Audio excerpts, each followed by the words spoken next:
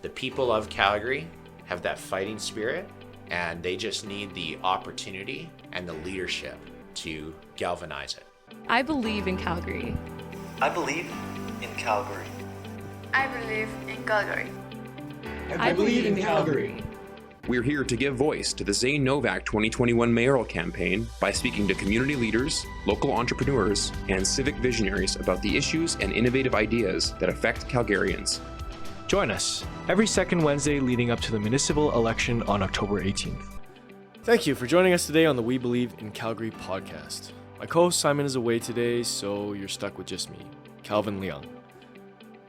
Today we're joined by landowner, entrepreneur, and president and founder of the Sustaining Alberta Energy Network, Kris Kinnear. We're also privileged to have a returning special guest, Mr. Zane Novak, who is also involved in SAEN as the VP of Corporate Relations. Thank you for coming into town today, Kris. So as usual, we like to start off our podcast by asking our guests, what is your Calgary story?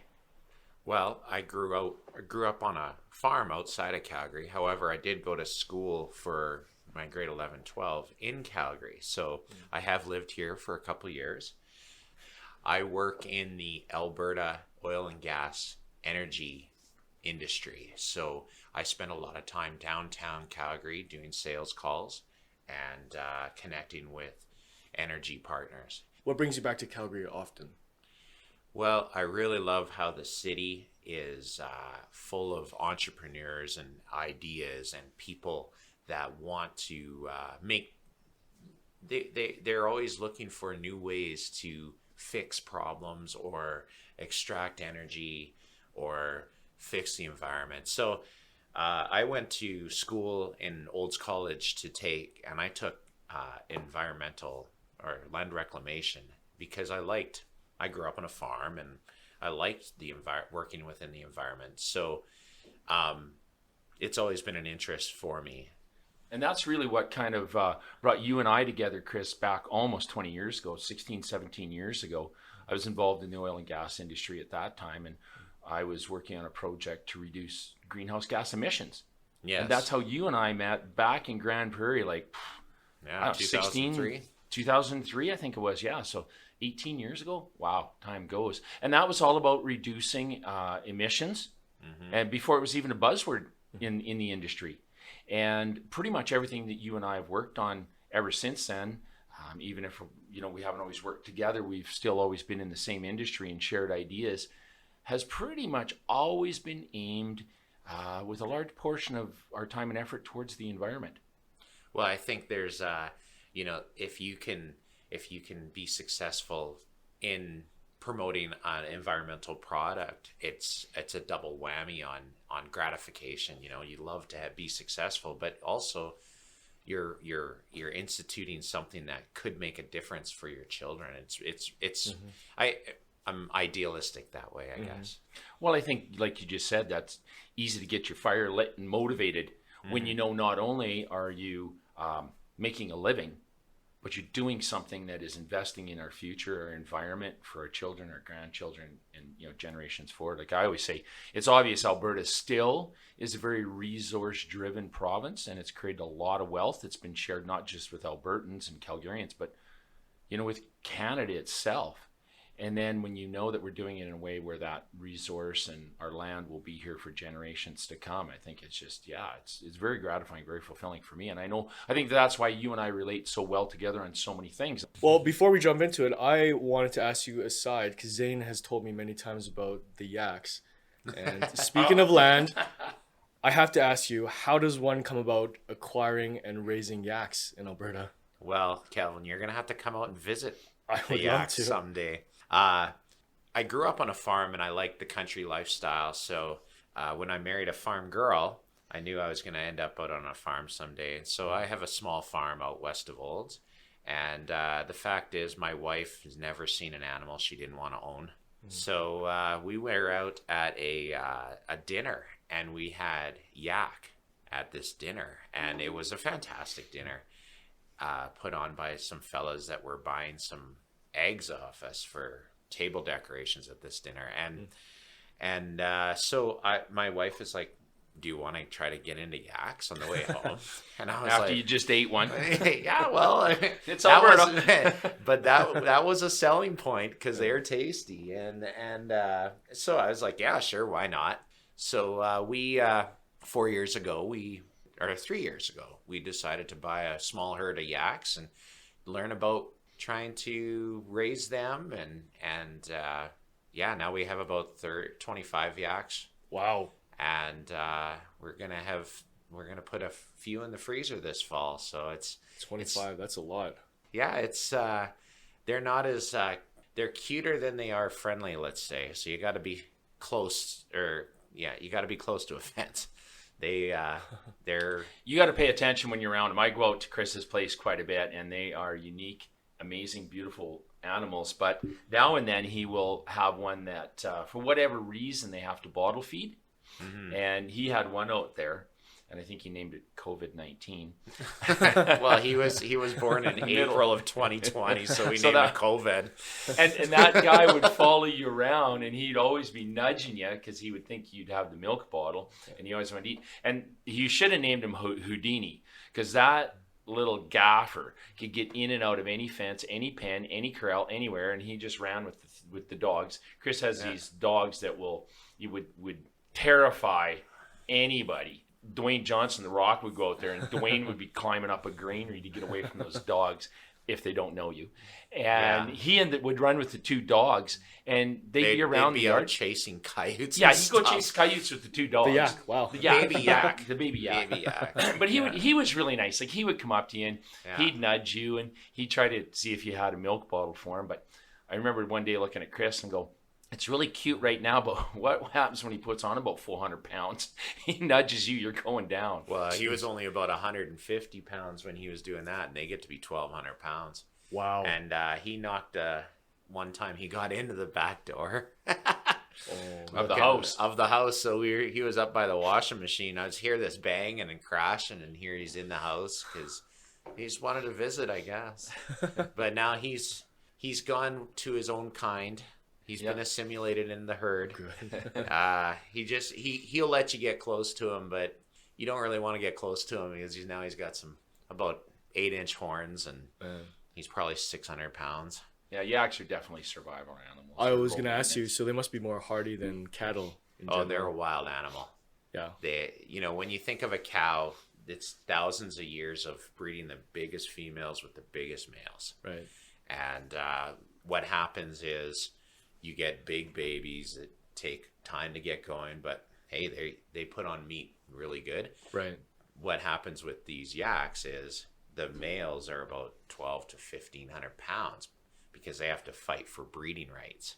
Oh. And the females are 700 or 800 pounds because they have to be efficient when they raise a baby. So they have a baby that's 20 pounds. It's just like a chicken leg and an egg. It's just done. And they're up and running real quick. Wow. So it's a definitely a learning experience, and I've had a lot of learning experiences out at that farm, and it's always challenging to keep learning new stuff. It keeps your life interesting, that's for sure. Well, it sounds exciting, and as someone who lives close to the land, I'm sure you have a deep understanding about the natural environment out there. So, with this land, I've got 4 well sites on it. Yeah. Some that have been around since the 60s. Yeah. I've got, it's a beautiful piece of land, but it is very concerning with this, how Alberta's trending with its liabilities and trying to figure out how to solve those problems. So Calvin, when he introduced you, mentioned that you are a founding member and president of, it's called SANE, not Zane, but close, but Sustaining Alberta's Energy Network. Maybe you should, bring myself and Calvin up to speed now. Well, I'm pretty up to speed on it because I'm vice president of it. tell us about how you came about forming this organization. So about 3 years ago now, I was working in my shop on my quad and just fixing it and thinking I need to get involved in politics because the previous 4 years as a businessman in the oil and gas industry, the politics affected the way I could make a living. And I had a lot of friends that lost their jobs, still haven't got jobs back. I have a friend that's moving to Australia now because he just can't get a job. And so, you know, I thought, you know what? And this is all political. So I thought, you know what? I am going to try to help 4 or 5 guys that are in battle zones, which means really tight races, get elected. For the provincial election. For the provincial election. And so I thought, never in my life have I been, because the PCs have been in power in the province all my life. So never in my life have I been able to help on a larger scale, because I have a large network of people. And so I thought, well, I'm just going to go to some of these events. So I went on the internet, went to my MLA, which is Nathan Cooper, and it turned out he was in charge of helping with the battle zones.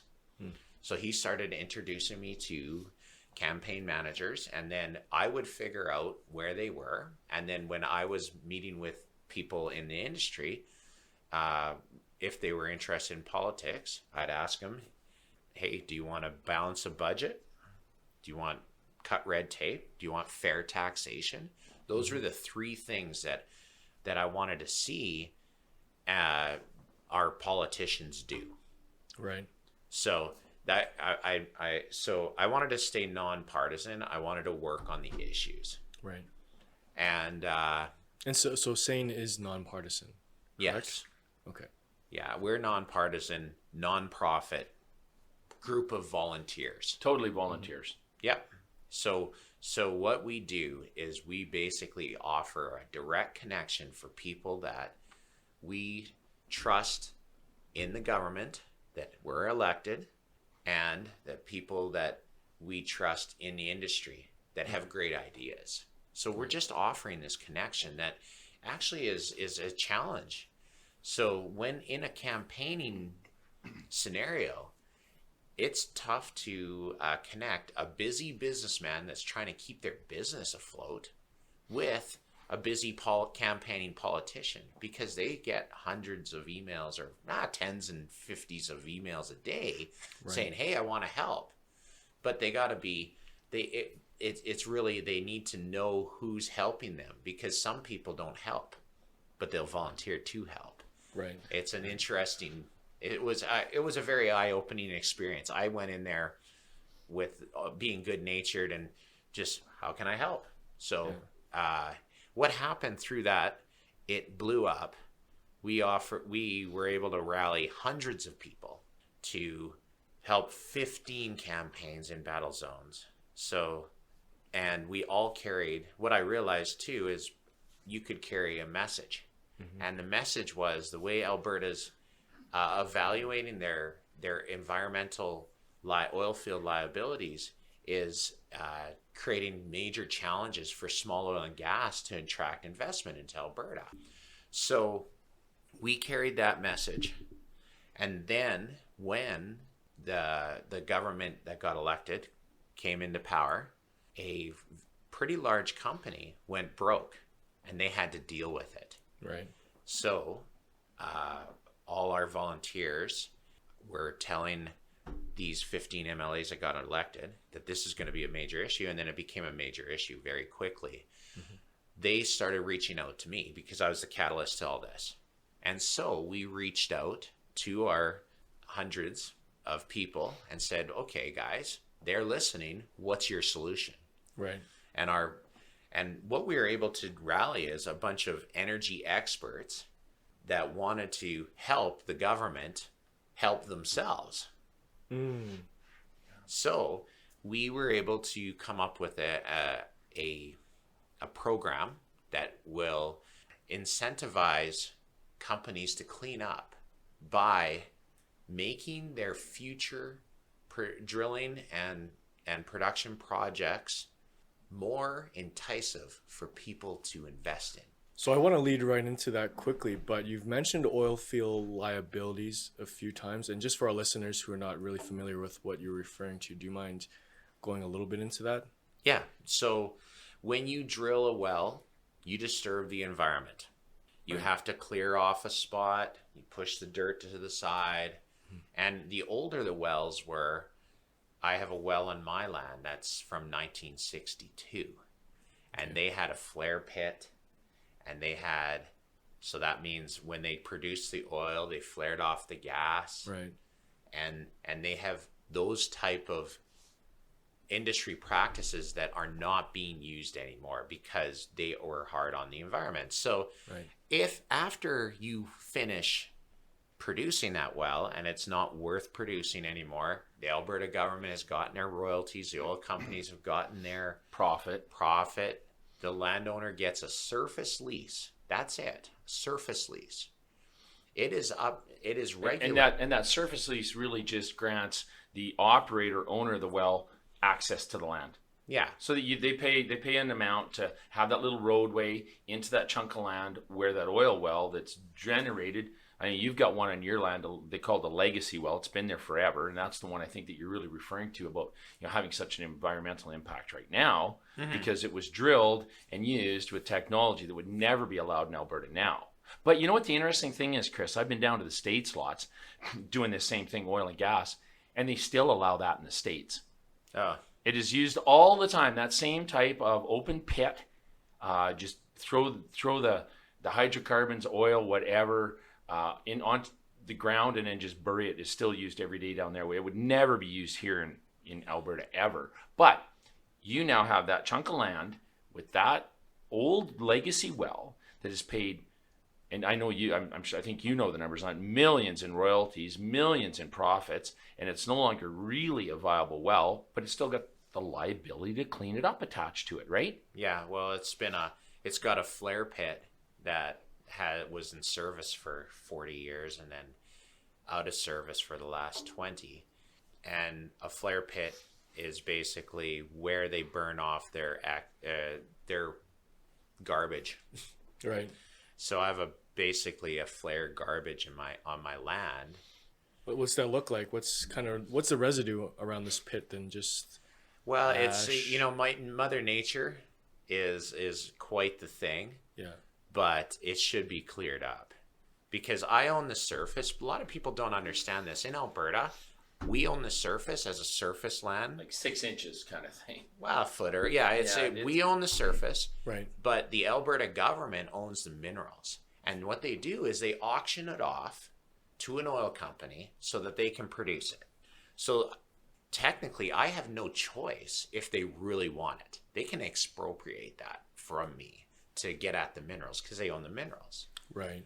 So when they harvest that minerals, the Alberta government, the AER, all their regulators, they have to guarantee that they're going to put that back to the surface that it was before. Yeah, to natural state. To natural state. So that is a challenging thing right now because over the last 100 years, we've drilled, I think the number is 535,000 wells. Yeah. And we need to, and we have, I believe the number right now is about 160 wells that are not, or 160,000 wells that are either suspended, which is not producing, or abandoned, which means the downhole, the minerals is pulled out. And but the surface isn't cleaned up. It's just abandoned. So they've cut that casing pipe that comes up, cemented it in, so it can't flow, but they haven't remediated the surface, right? They haven't reclaimed it. Yeah. So I was just gonna say, so you're in a bit of a unique position as someone who has worked in oil and gas, but you also own land, and you understand the challenges of having to clean that up. So yeah, and I took land reclamation in Olds College, and I did this for 3 years. Yeah. So, your business for years, just before I met you, was land reclamation. Yeah. So, I grew up on a farm. Yeah. I worked in the oil patch from shovel to where I am now. I took land reclamation in Olds College to do this. And now I own a piece of land which has this issue on it. And I see it either as an opportunity for the government to turn Alberta into a innovator in doing these things, or it could turn into something, a black eye for Alberta, for people to target us as.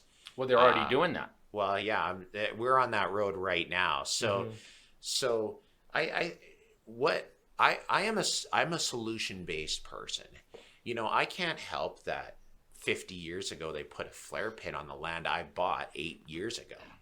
But how can we move forward with what we've got to fix this? So, you know, it's an interesting thing. However, so when I created SANE, I knew this was coming up in the back of my head because of two things. I was watching Alberta has this bureaucracy called the Orphan Well Association. Now, if the oil company goes broke and doesn't exist anymore, these type of wells end up in that Orphan Well Association. And I've watched their inventory go from 162 well sites to thousands in the last 8 years.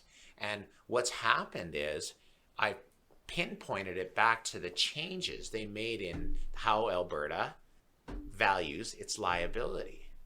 And then the dominoes started falling after they made these changes.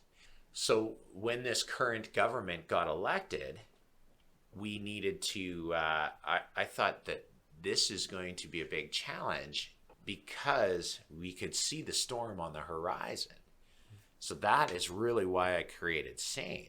And the other thing is I primarily like to work with innovators, and they primarily start working with selling to small oil and gas, because those are the people that'll take a chance on something. So we've taken, like Zane said, his low emission chemical injection pumps and gathering system. We made sales to innovators and small guys back in 2000, the beginning of the gas boom in 2004, 5, 6. And that was at the peak of oil and gas, where there was 3,000 oil and gas companies. Right. And lots of people that had a couple wells, right? 15, 20 wells, and they're producing gas, and they're like, oh yeah, I'll try that. Right. And then you get that proved out. So I was watching all my clients disappear. That group of clients, that small and medium-sized producers in this current economic and regulated system are the ones that are taking it, from my perspective, on the nose every day. With so we talked about the liability rating and how that affects their banking ability or their ability to get investment funds. That's affected them. So with the impact that our small and oil and medium-sized oil and gas producers have felt through the liability rating system, that often puts them in, an unfavorable balance sheet to get investment from private equity, banks, venture capitalists. Added to that is the Redwater decision that was enacted by the Supreme Court. So the Redwater decision by the Supreme Court had an impact on the investment sector, particularly to our small and large producers, that we've never witnessed before. And everybody's pretty typically familiar with how finances work. You buy a car, you get a mortgage on a home. Your first position is the bank, the lender that gave you the money. If something goes wrong, they take your car back, they take your home back.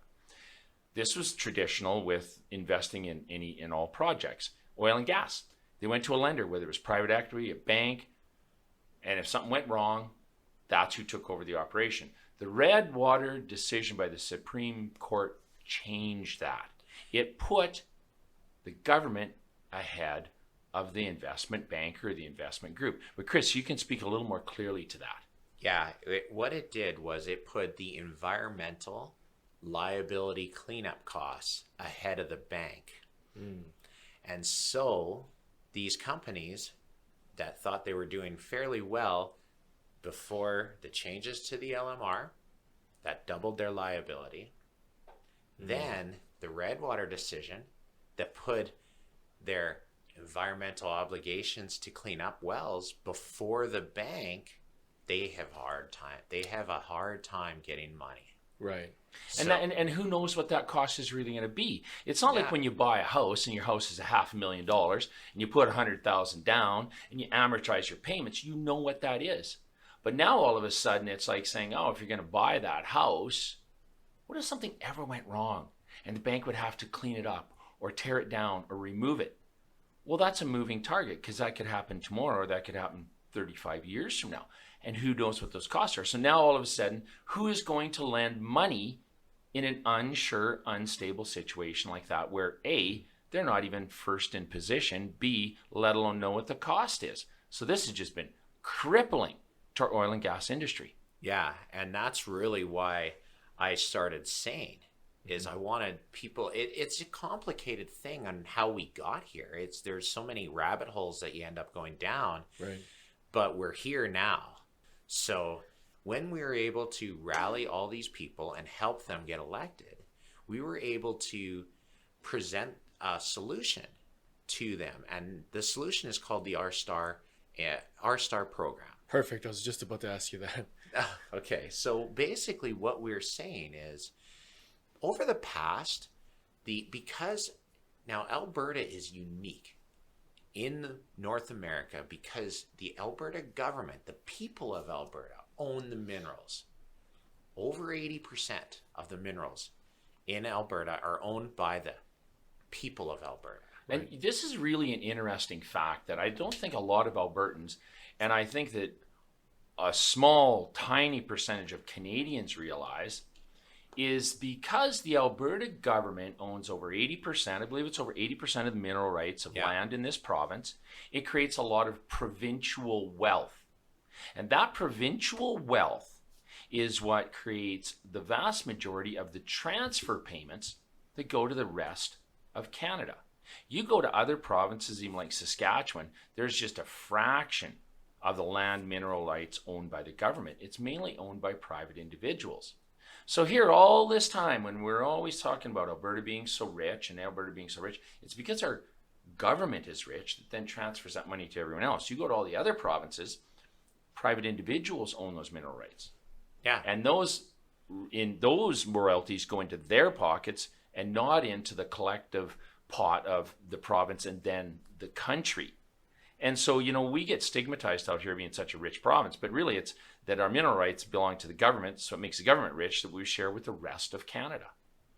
Oh, exactly. The well site on my land that was drilled in 1962 produced 117 billion standard cubic feet.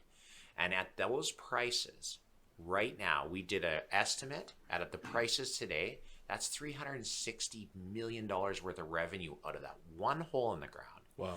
And if I got some SAEN experts to just do the estimates, that's a $200 million profit for the oil company, a $60 million windfall for the Alberta government. Through royalties. Right.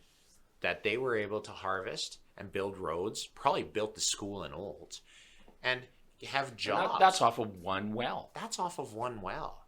But now, just explain this to me, Chris, because I may misunderstand that. Now, you're the landowner there, and you have that old well site that has generated over $300 million in revenue and $60 million in royalties to the province, and now it's on your land.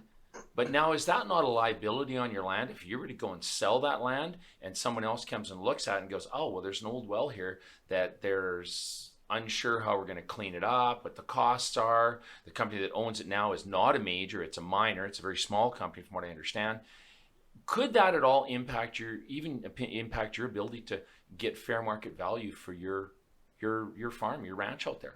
Well, 10 years ago, I'd say no, because we were cleaning up wells and it wasn't a liability and it wasn't an issue like it is now. But now I'm concerned. I'm definitely concerned, because I looked up the LMR rating and it says it's $115,000 to clean up. Well, I've cleaned up flare pits myself. Mm-hmm. I'm guessing it's between $1 million and $1.5 million to clean up.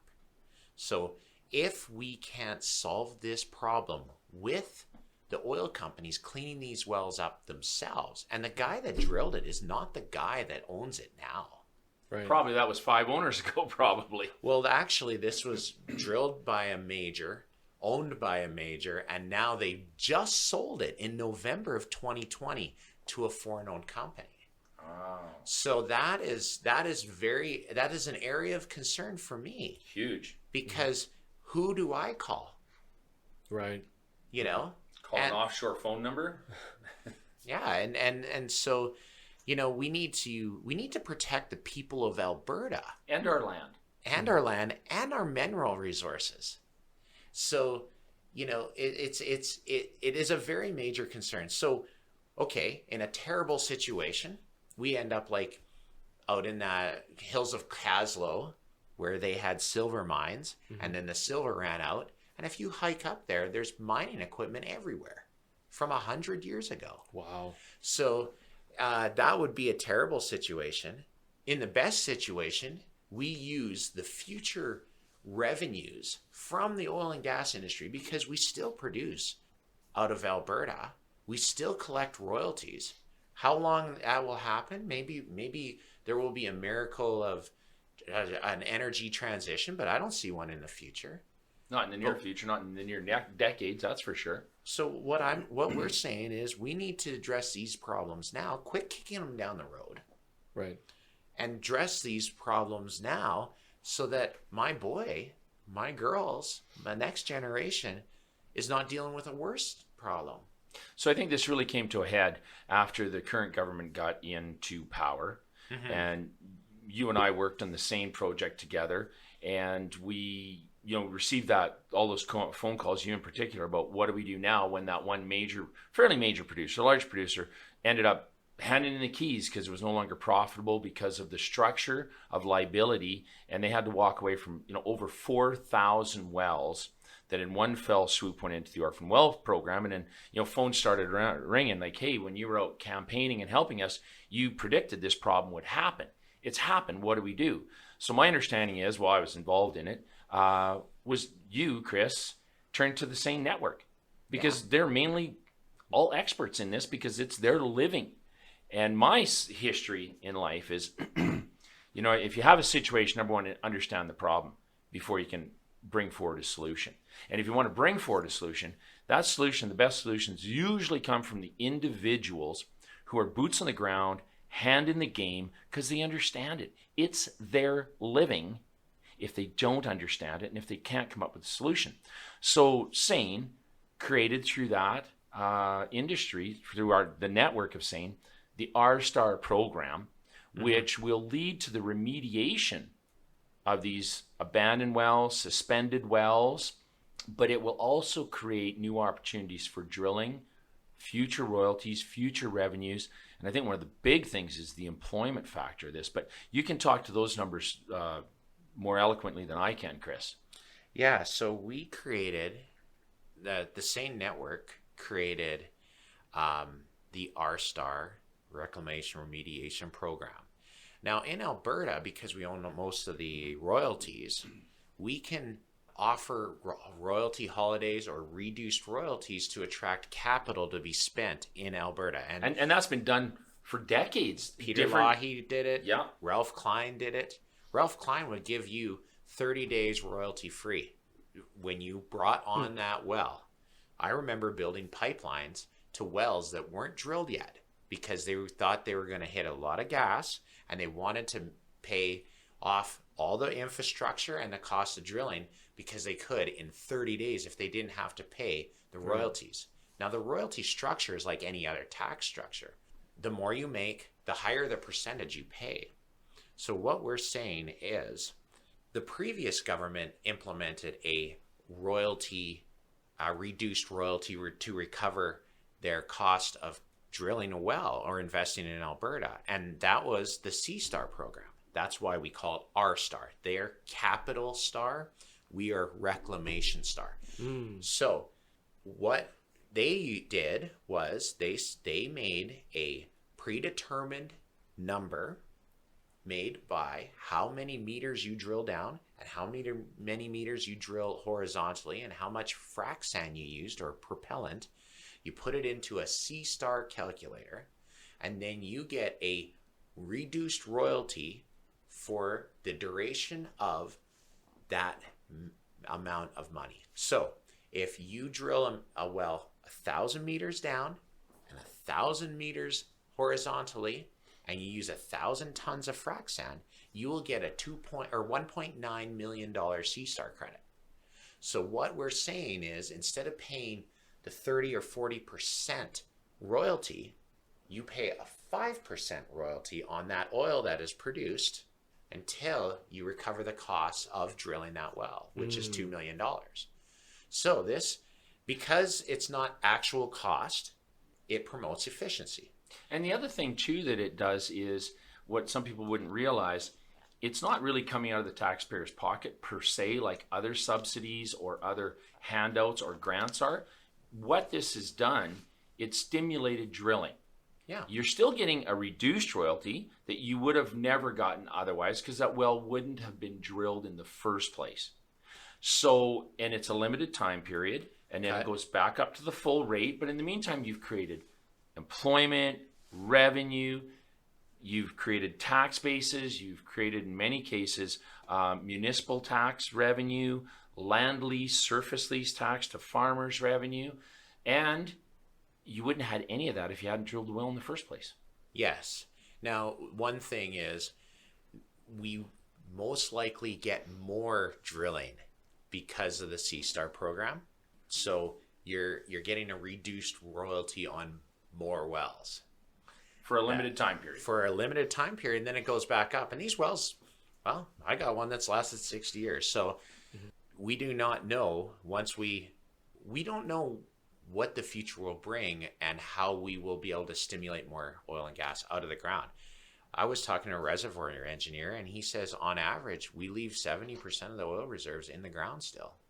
But segueing back to, from the Cstar program that the previous provincial government put in, how does the R-Star program work in conjunction with that? What's the philosophy behind that? So Alberta's gone to the trouble of deeming everything a liability value. So every well has a deemed liability value, like what the Alberta Energy Resource Regulator believes it would cost to clean it up. Yeah, so they already have the value of the R-Star credit. We already attract investment into Alberta by offering a reduced royalty for spending money on drilling wells in Alberta. Why not attract investment for cleaning up wells? So if you clean up a well, no matter how much it costs, the deemed liability you get as an R-Star credit to dovetail onto the existing Cstar credit and extend that lower period of royalty, the lower percentage of royalty, extend that for a period of time to recover the costs of cleaning up wells. So that would only work on new production. Yeah. Producers couldn't use that as a royalty credit on existing production. So let me just get this straight. So what we're doing is, once again, we're not asking taxpayers to give money. We're just saying a reduced royalty. And that amount would clean up old oil wells, which creates employment, changes our ESG rating, makes us more favorable with our environment, with our counties, our municipalities, our landowners. Improves our corporate health of these small companies. Totally would change the balance sheet, the P&L on the general ledger on what deemed liability is, because now it actually could be like a deemed asset. And it would also spur more drilling, because now that would actually encourage companies that are drilling to drill more. So we'd actually be increasing production, increasing royalties, increasing employment, and reducing our environmental impact in Alberta. We'd be cleaning up thousands of wells. Well, we had a Sproul asset managers do the numbers on this program, and $20 billion of R-Star credits harvested would result in 76.7 billion of new GDP, 366,000 new jobs, full-time jobs, 8.56 billion in new royalties, because a lot of these wells wouldn't be drilled if there wasn't a stimulant. If there wasn't a more economic route to drill them. And 2.66 billion in new taxes, not including personal income taxes. So about 10 billion in new taxes revenue for the Alberta government, 366,000 new jobs, 76.7 billion in new GDP. That's what they estimate will turn from this. And the reason why... Well, yeah, and also think too, Kriss, for our listeners, think about the tens of thousands of wells, suspended and abandoned wells, that this will clean up. Think and address. What it's doing for our future of this province. And it just changes the whole narrative. A lot of people don't realize, we already have one of the highest ESG ratings for oil and gas in the world, if not the highest. Well, this would just take us to a level that no other county or territory or country in the world would have. Oh, you know what? The people look to us, to our regulations. Mm-hmm. We have done a very good job on setting the rules and doing best practices. We've been tripped up with this, with a few policy changes that have cascaded into an avalanche of misfortune and bad press for the oil and gas industry. You imagine if we took Alberta, Great Plains to mountains, oil and gas that you could put in your car. Like, I remember reading a thing about people bringing in investors for the Turner Valley field. They would drive their Model T out there, change their oil, and put condensate in the car and drive it back with the oil that was coming out of the ground. That's how good that oil is. Yeah. And now we've got oil sands. We've got that oil. We've got every type of oil in between. We've got every type of environment, from the boreal forest, the Great Plains of Alberta, to the mountains, to learn how to reclaim well sites. We could be a big playground. It sounds like a big marketing advocacy problem then that Alberta has as far as the oil and gas industry. So the Cstar program provides cleanup for environment, provides jobs, prosperity for Alberta. What's holding you guys back as an advocacy group? What are some of the challenges that you guys are facing to implement a program like this? Well, it took us a little while to get it ready, and we started presenting it February 2020. Okay. And we all know what happened in March. And now, since we've been out of hard lockdown and getting consistent, our problem is we were just starting to get going, and then we had a lockdown again, and so it really took the momentum away. Right. However, the government we've presented a pilot project for this fall to issue companies Cstar credits that they can harvest and then redeem or sell. Right. And that is where we're at right now. We've had a lot of interest in stories, and the Alberta government has, if you didn't have a cure for COVID for the last 16 months, they weren't listening to much else. Yeah, because that was pretty big on their radar.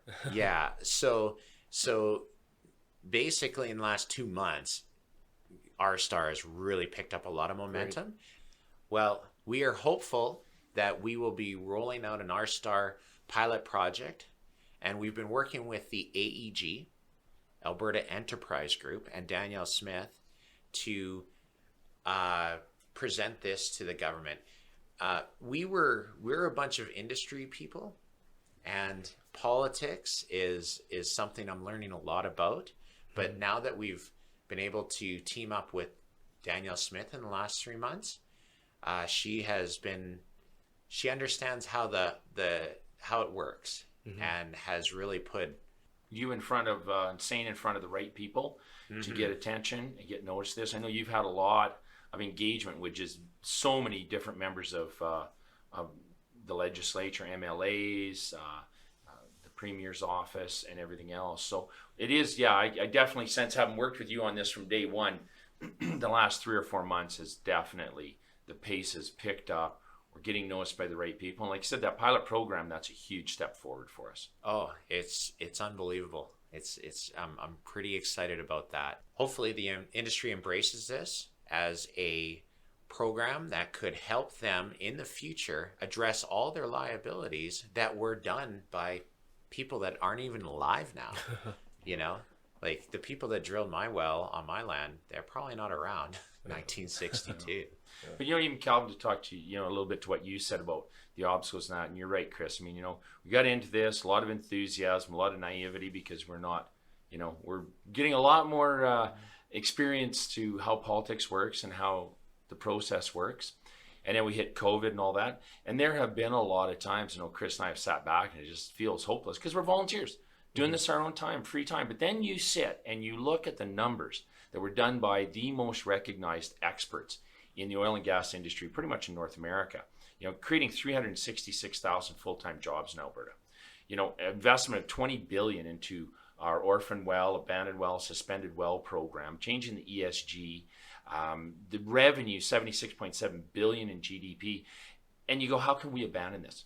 Right. No matter what, we have to push this forward, no matter the obstacles, no matter what, because how many people in Alberta have ever been able to, be privileged to be part of a program that you could create that type of employment, that type of prosperity, that type of changing our ESG record, our environmental record, all positive things.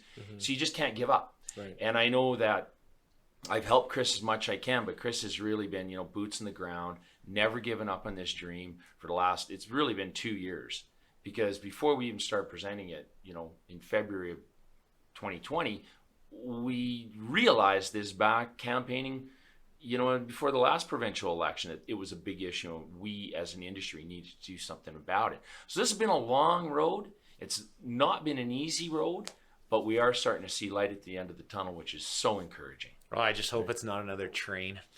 We've had a few of those. Yeah. So before I end off on this subject here, were there any other issues that SAEN is advocating for?